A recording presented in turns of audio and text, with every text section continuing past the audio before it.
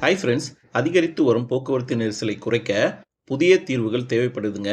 அதற்காக முக்கியமான முயற்சியாக இந்தியாவின் முதல் ரிங் மெட்ரோ திட்டம் தற்போது டெல்லியில் தொடங்கியிருக்காங்க. 2026 மார்ச் 8ஆம் தேதி இந்திய பிரதமர் நரேந்திர மோடி இந்த புதிய மெட்ரோ வழித்தடத்தை திறந்து வச்சிருக்காரு. ரிங் மெட்ரோ திட்டம் என்பது நகரத்தை சுற்றி வட்ட வடிவில் இயங்கும் மெட்ரோ பாதையாக இருக்கும். இதன் மூலமாக நகரத்தின் பல பகுதிகளை நம்ம எளிமையா இணைக்க முடியுங்க. ரிங் மெட்ரோ என்றால் என்ன?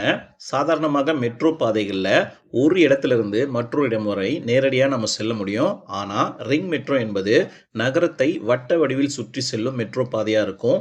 எந்த நிலையத்திலிருந்தும் மற்றொரு பகுதிக்கு நாம் எளிமையாக மாற்றி செல்ல முடியும். நகரத்தின் பல பகுதிகளை ஒரே வட்ட பாதையில் இணைக்குங்க.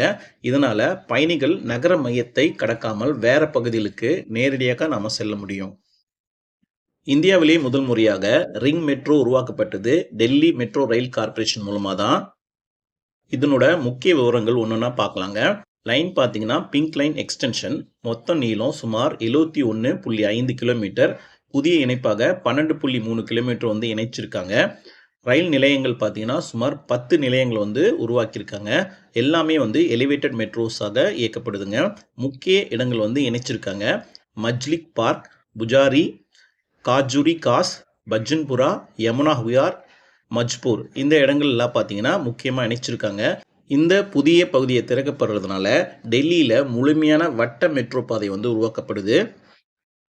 மொத்த திட்ட செலவு ப்ராஜெக்ட் காஸ்ட் எவ்வளோன்னு பார்த்துடலாம். இந்த புதிய மெட்ரோ விரிவாக்கங்களோட சேர்த்து மொத்த முதலீடு பார்த்தீங்கன்னா 18,300 கோடி ரூபாய். டெல்லி மெட்ரோ எக்ஸ்பென்ஷன் 33,500 கோடி ரூபாய். மற்ற கட்டமைப்பு திட்டங்களுக்கூட சேர்த்து இது இந்தியாவின் மிகப்பெரிய நகர போக்குவரத்து முதலீடுகளும் ஒன்றாக இருக்கு.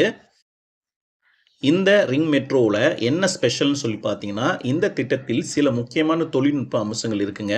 டபுள் டெக்கர் வியாடக்ட் பயன்படுத்தியிருக்காங்க. அதாவது ஒரே பாலத்துக்கு மேலே மெட்ரோவும் அதுக்கு கீழே சாலையும். இது இந்தியாவின் மிகப்பெரிய நகர கட்டமைப்பு சாதனையாக இது கருதப்படுது.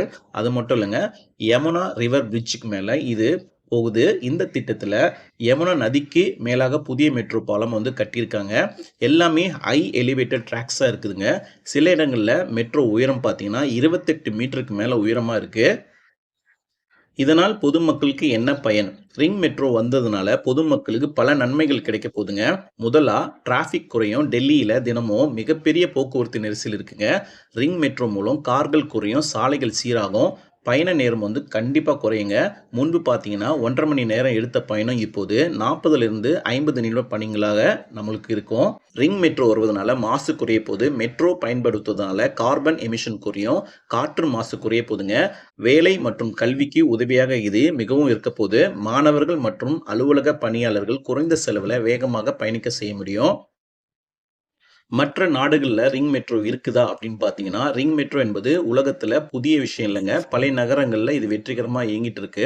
உதாரணமாக மாஸ்கோ மெட்ரோ சர்க்கிள் லைன் ரஷ்யாவில் நகரத்தை சுற்றி செல்லும் மெட்ரோவாக இருக்குது. உலகின் பிற பிரபலமான ரிங் மெட்ரோவும் இருக்குங்க. யாமன் நோட் லைன் டோக்கியோலையும் ஜப்பானின் முக்கிய ரிங் ரயிலாக இருக்குது. டோக்கியோ நகரத்தை சுற்றி இது சென்றுட்டு இருக்கு. அதே போல் லண்டன் சர்க்கிள் லைன் யூகேல லண்டன் அண்டர் கிரவுண்டில் முக்கிய சுற்றுப்பாதையாகவும் இது இருந்துட்டு இருக்கு. இந்த மாதிரி மாடலை இந்தியாவில் டெல்லியில் கொண்டு வந்தது இதுதான் ஃபர்ஸ்ட் டைமுங்க. இந்தியாவில் மற்ற இடங்களுக்கு ரிங் மெட்ரோ வருமா அப்படின்னு கேட்டிங்கன்னா, ஆமாங்க. மகாராஷ்டிராவில் உள்ள தானே நகரத்தில் ஒரு ரிங் மெட்ரோ திட்டம் கொண்டுட்டு இருக்காங்க. தானே ரிங் மெட்ரோ பார்த்தீங்கன்னா 29 கிலோமீட்டருக்கு நீளத்தில் 22 நிலையங்கள். செலவு பார்த்தீங்கன்னா 12,200 கோடி ரூபாயில் திட்ட செலவு பண்ணிட்டு இருக்காங்க. திட்டம் முன்னேற்றத்தில் இருந்துட்டு தான் இருக்கு. இந்த திட்டம் 2029 செயல்பாட்டுக்கு வர உள்ளது. தமிழ்நாட்டில் ரிங் மெட்ரோ சாத்தியமா அப்படின்னு கேட்டிங்கன்னா, தமிழ்நாட்டில் தற்போது சென்னை மெட்ரோ ரயில் திட்டத்தில் ஃபேஸ் 2 வேலை வந்துட்டு இருக்குங்க. ஆனால் எதிர்காலத்தில் அவுட்டர் ரிங் ரோடு வழியாக ரிங் மெட்ரோ உருவாக்க வாய்ப்பு இருக்குது. இதனால் சென்னை டிராஃபிக் குறையலாம், சபர்பன் நகரங்களில் இணைக்கப்படலாம். மொத்தத்தில் ரிங் மெட்ரோ என்பது நகர போக்குவரத்தில் ஒரு புரட்சிங்க. இது நேரம் மிச்சமாகும், மாசு குறையும், நகர வளர்ச்சியை வேகப்படுத்தும் என்று எதிர்பார்க்கப்படுது. இந்த திட்டம் வெற்றிகரமாக இருந்தால் இதே மாதிரி ரிங் மெட்ரோ திட்டங்கள் இந்தியாவில் மற்ற பெரிய நகரங்களில் வர வாய்ப்பு இருக்குங்க. இந்த ரிங் மெட்ரோ திட்டம் பற்றி உங்களோட கருத்து என்ன? தமிழ்நாட்டில் இது போன்று ரிங் மெட்ரோ வர வேண்டுமா? கமெண்ட்டில் சொல்லுங்கள். தேங்க்ஸ் ஃபார் வாட்சிங். சப்ஸ்கிரைப் பண்ணதும் கொஞ்சம் சப்ஸ்கிரைப் பண்ணி பாருங்கள்.